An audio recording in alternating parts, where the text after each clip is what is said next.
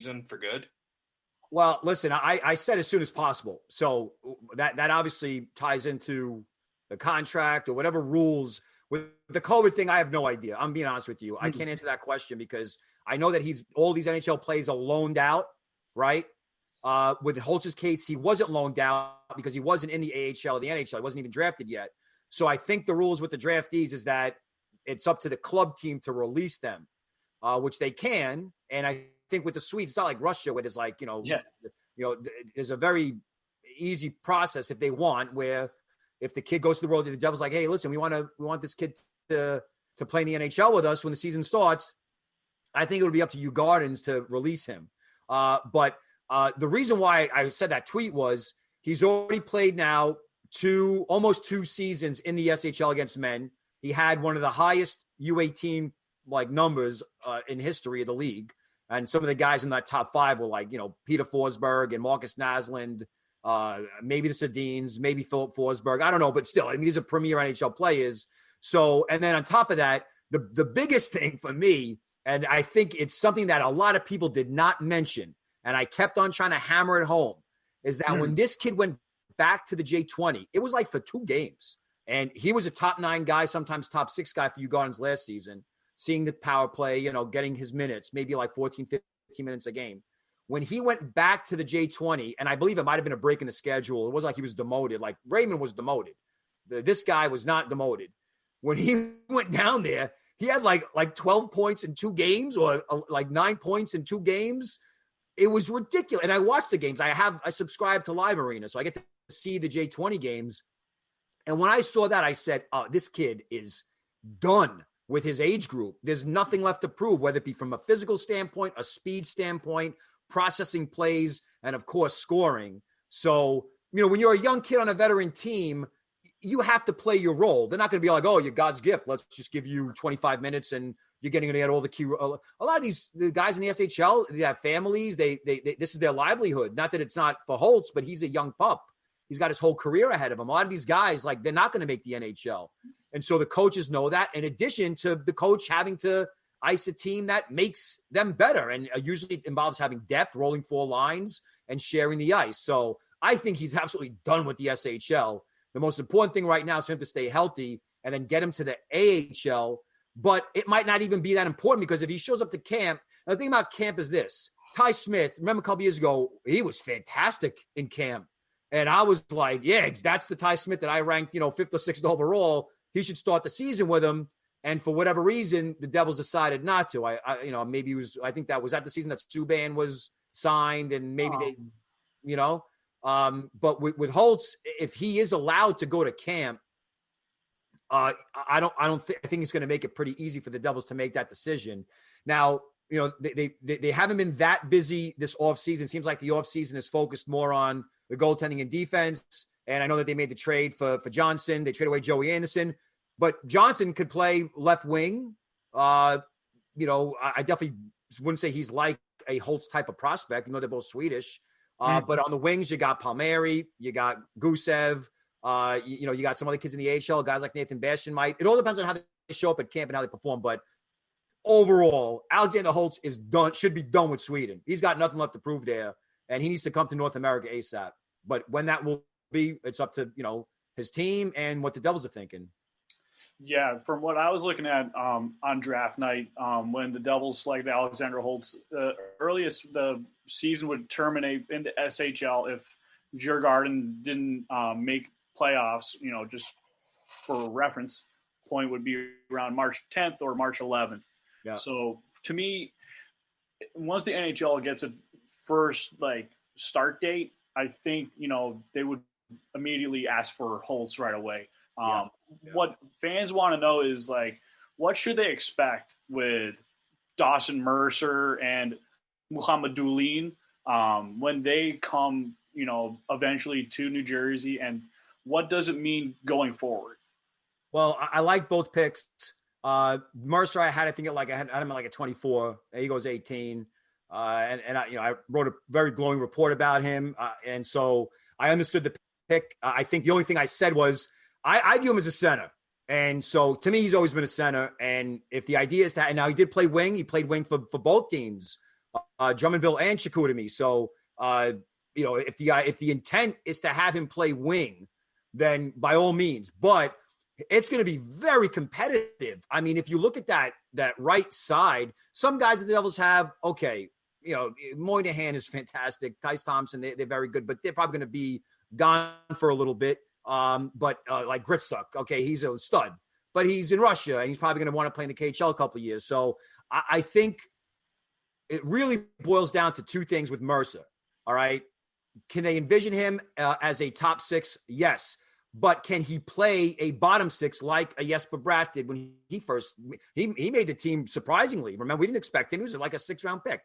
But the thing is, he was a two-way guy. So he could start out playing those, let's say, I don't know, 9 to 12 minutes a game, but still be effective. And I think Mercer can do that. He can fill in at center. He could kill penalties.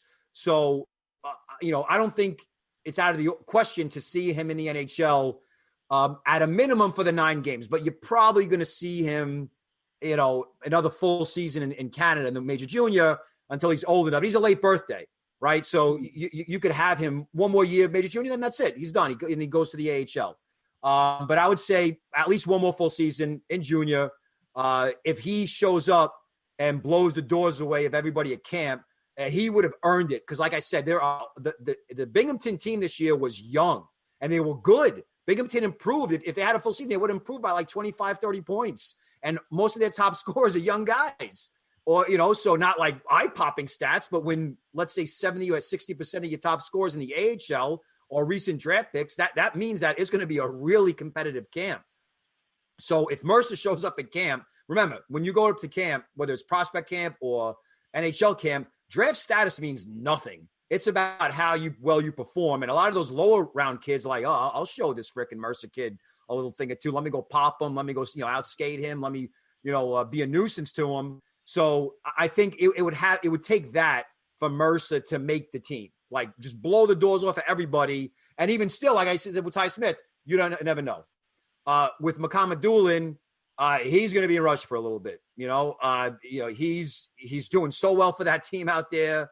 I haven't really followed UFA the previous, like, let's say 3 or 4 seasons, but I know that the Topor team in the MHL, which is their affiliate, has been outstanding. They are freaking loaded. They are just torching everybody. And I actually watched 2 of their games a couple days ago. They played a rival, and it was a very contested games. But in any event, so for Makama Doolin to basically tell Tolpar, like, yeah, I'm a little bit too good for you guys. I'm going to take my ass to the KHL, and I'm going to stay there. And then he gets to the KHL, and we all know that the KHL, they do not play young kids. They play them like 1 second a game, 9 seconds a game. If you're lucky, you'll get like 212, And now he was with Makama Doolin, freaking getting a regular shift. He is scoring, and he's producing. So, and you know me, I'm not just a stats guy. I definitely like the eye test, and you have to check a lot of blocks. But remember, for an adult coach who likes his job, you have to assume the adult coach likes his job and likes his salary. For an adult coach in a league like the KHL, with basically the premier or whatever he's called, the president is watching you, and there's money involved, and there's real jobs on the line. And they're like, oh, I don't care. This 17-year-old kid or 18-year-old kid, he's playing. And he's playing over you and you and you. Oh, you used to play in the NHL? Well, I don't care. You're not good. So for that to happen, that means that there's something going on with this kid. And that's why I ranked him in the first round for really half the season. And I never dropped him because of how he played. I dropped him because I just start to watch more kids and you get attached. So like Eamon Powell got ranked ahead of him. Karol Klikorka, they're like, who's that? I fell in love with the kid. And I'm like, I'm going to rank him ahead of Makama Doolin. So I don't think we're going to see him in New Jersey for a while. Is he ready? Well, listen, Yegor Rykov, we all know him. He was a Devils draft pick. He played for the Rangers, or he was traded to the Rangers and grabbing the deal. He was so polished. This kid was so polished in the KHL. He was playing for a big-time program. He was playing for the adult team at World Tournaments. And so we all figured, hey, this kid's as ready as you can get. He went to the AHL. He cut his teeth there. He did okay. And even still, he could not find the way on an NHL roster for regular shifts. So with Makama Doolin, there's going to be an adjustment period. I don't care how many points he puts up. Just like Gusev. Remember when Gusev showed up? He was terrible, and then it took him a while to get going, and he actually seemed to get adjusted. So I would say Mukhamadullin, I don't know what his contract looks like with Ufa, but you're probably looking at 2 to 3 years at least, I guess. And you kind of see usually Russian prospects Twitter has a good they have a good source of the Russian contracts. Like when I asked for Askarov's is up by like 2021. But back to Mukhamadullin, for Salavat Yuleyev, from what stands out to me watching him, I know he's a big lanky guy. To me, he reminds me of two players a little bit. I'm not going to say Chara, but he reminds me more of Mikhail Sergachev and Alexander Romanov. And I watched Romanov, and Romanov really looked really good with Daniel Misul, another Devils draftee. I think there's a lot more raw potential in Mukhamadullin in his game, and I heard that he has the hardest shot in the draft, is what I hear from Tom Fitzgerald. Can you touch on that a little bit more? Well, he scored that game winner in the World Junior A Challenge. It was a freaking laser, and that was just one of them. He's an upright skater, and when I first caught a glimpse of him, remember, he's a guy that the Russian Hockey Federation, they identify their future stars, the guys that they want to build the national team around very early. So when you see a guy like Svechnikov at the World Juniors as a 17-year-old, that's a big deal. And people said, well, he only had 3 points in 3 games. I mean, yeah, but they were even strength, and he was playing on a fourth line. Podkolzin's another one. They freaking love Podkolzin, and that's why they gave him all those opportunities. So Mukhamadulin's the same thing. Like, he's a guy that, like, dude, this guy is probably, and you look at all the Russian defensemen over the years, right? Recent years, Romanov, like you mentioned, Misul, Akatyuk, even some of the kids now, Chaika, and this is a really good Russian class, by the way, with defenseman Kirsanov. But Mukhamadullin, to me, was the guy that they probably had the highest opinion of because of the fact that they were willing to not just play him at the KHL level, but he was invited to some of the camps, the U20 camps.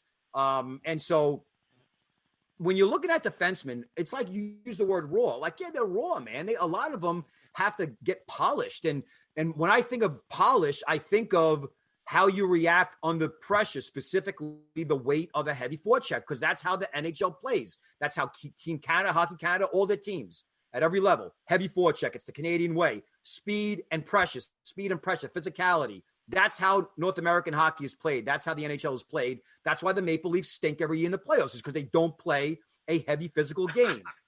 And so, but it's the truth. I'm not knocking the Leafs. I'm just saying, like it's like you could say, well, in 15 years the league's going to be smaller and it's going to be more finesse. All right, good luck with that, because we watched the playoffs, and I spent more time dissecting these NHL playoffs than I've ever done before. I had podcasts almost every day about them, the play-in rounds, recapping them, and I noticed that, listen, these finesse teams, you need to have balance, and a defenseman like Mukhamadullin, he gives you that balance.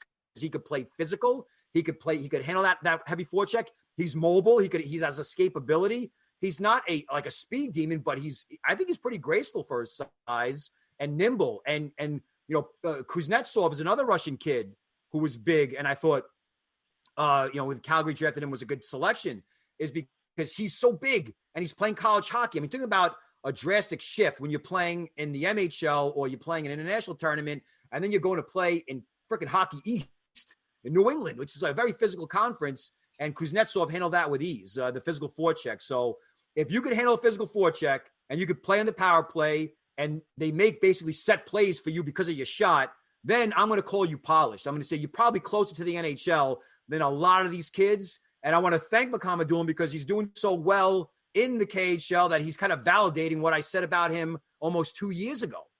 Because I mean, some people calling him do not draft. He's a bust. Oh, stupidity. It's a stupidity. Young defensemen are going to have these, high wire moments. They're going to make mistakes. And I always go back to the Nigel Dawes, Chris Pronger moment when Nigel Dawes just destroyed Chris Pronger, embarrassed him.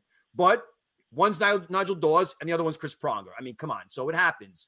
Ray Bourque in the 93 series against Buffalo, Rob Ray destroyed him. He posterized him. He ended the series on a famous goal. Ray Bork is probably the 5th greatest defenseman in NHL history, or 3rd. So